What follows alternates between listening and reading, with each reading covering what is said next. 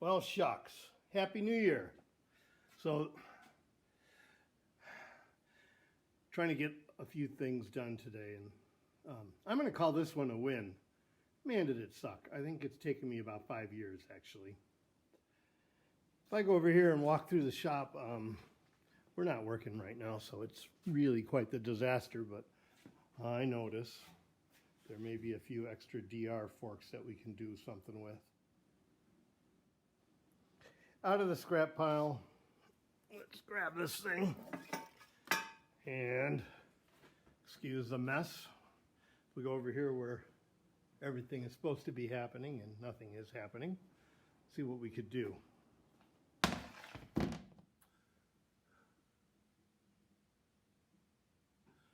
So I'm not sure what's in view and what's not in view, but today this is what you get.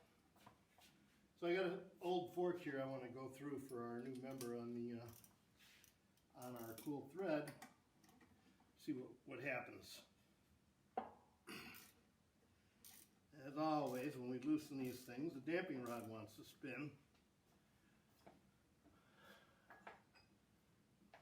All kinds of different ways to do this, and we can use an air ratchet or an air wrench, something really fast that'll beat the inertia. Or, in this case, I just use a little hex piece that slides down in here. And reliant on the wingspan. There we go.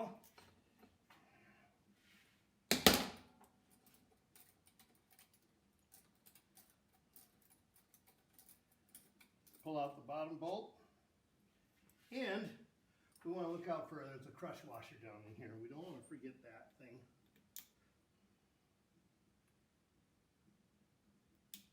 As soon as you think they're going to stay in there, they'll fall out on you. Never hurts to replace these, but we're not going to on this one out of the scrap pile. Next step, flip this thing around.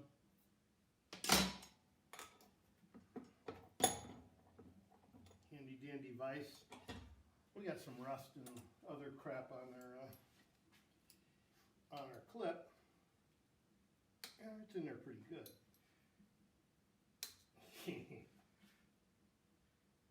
This is pretty typical. These things will really rust in there if they don't get cleaned. But we'll work it out.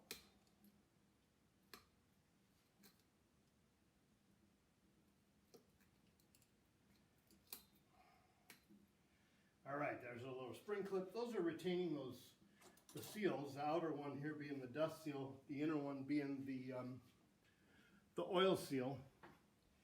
Now what's going on here is these seals will prevent the what we call the inner bushing, which is a bushing that's on top of the steel slider, from coming up. Well, now we have, failed to show that, we have removed and released the damper rod.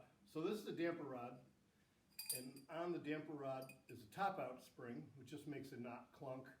It does a few other things, but for now we'll just say it just makes it not clunk when you do a wheelie.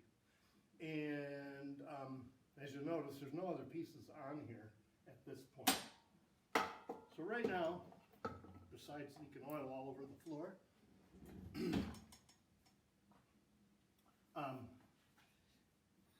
the only thing holding this rod in is that bushing hitting the seal assembly here. So what's going to happen if I just beat on this is I'm likely to damage the bushing. So nothing's flammable here, obviously. We're going to use a careful application of heat.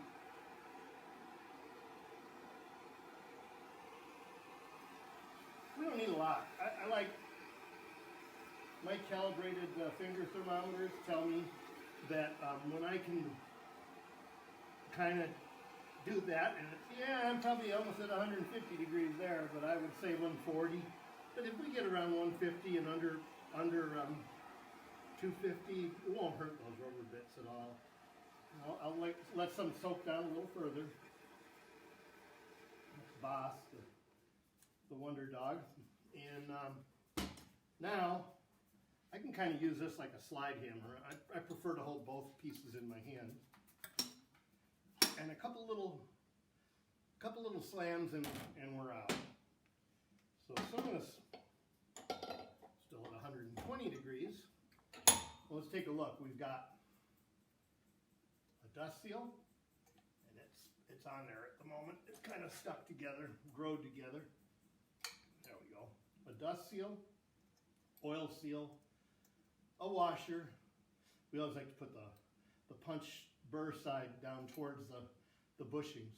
And here is the outer bushing and the inner bushing. And you can see where those two won't fit over each other. And if we leave too much garbage in here or we don't use the heat, we'll easily scar up this inner bushing and the outer bushing. So in this case, a set of forks, which this came from an inmate somewhere on some kind of a swap deal, I don't remember, but got some forks around here.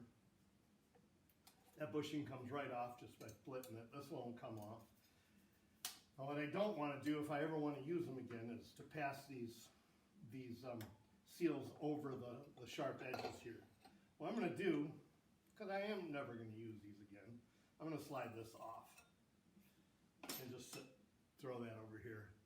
So on this end there's a check valve, and this check valve's got a bushing in it that kind of conforms to roughly to the diameter of our damping rod, this part, and there's a check valve in there to allow fluid flow in one direction quite easily, the other direction with a little resistance due to leakage.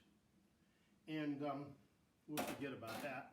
So right now I think the question at hand is, there we go, this little bottom out cone, and it is a cone, it's just a little plastic cone. The function of the bottom out cone is once it's installed in here, that nests down in there. But I think the thing we've been talking about on the forum, trying to talk about, and I'm like the world's worst explainer of things, is the damping rod with the top out spring. In the case of this being lowered, the lowering spacer would go right here. You'll see a little hole drilled. That hole is gives us rebound damping. It's additional leakage beyond what already is in the loose fit of this whole mechanism. So this kind of goes in here. I'm not going to be real careful, you guys. And it's all really oily. So that's how the damper rod works. And then this guy goes right on top of there. And the whole thing slides together. Now what you could do, just if you're a little worried about not getting good alignment, I'll usually just throw them together, but if you're a little worried about not getting good alignment, you can take a little guide rod, stick the guide rod through here, and then you could center up that thread hole for the damper, and just go ahead and run this whole thing. I didn't notice I didn't put these bushings back in because I don't want to. And I'm lined up, and now again with my crush washer, I think I called it a crunch washer, does that too. And again, I'm not going to be using these forks this way, but you don't want to leave a bunch of crap in there. It'll push that damper rod down so it doesn't push out when you put the thread in like I just did.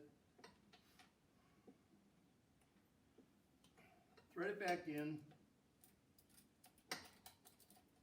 And this is really, it's just no big deal. Everybody should get comfortable with servicing these forks, because if you like to do your own maintenance, as if you're riding off-road with these things, or in a lot of gravel and even bad weather, man, the forks they get a lot of junk in them. Well, I give it a reasonable amount of torque. Not the full amount, but close. Now, once that's together, and keep in mind there are no bushings in here or anything, but what's gonna happen is that, and it's happening, that cone, especially if we put it down real hard, it's sticking. That cone is sticking into that bushing. And, you know, again, when this thing's put together and you got fork springs on it, the full load rating of that fork spring is being exerted to try to pop this thing back out. So in a dynamic situation, we're not talking about a significant amount of force. But for me to pull this up, there we go. And then it moves really freely again through there. And I can feel that top out spring, and now it's stuck again. And that's just that cone. Every one of these will do that. So I hope that's of some help, and Happy New Year.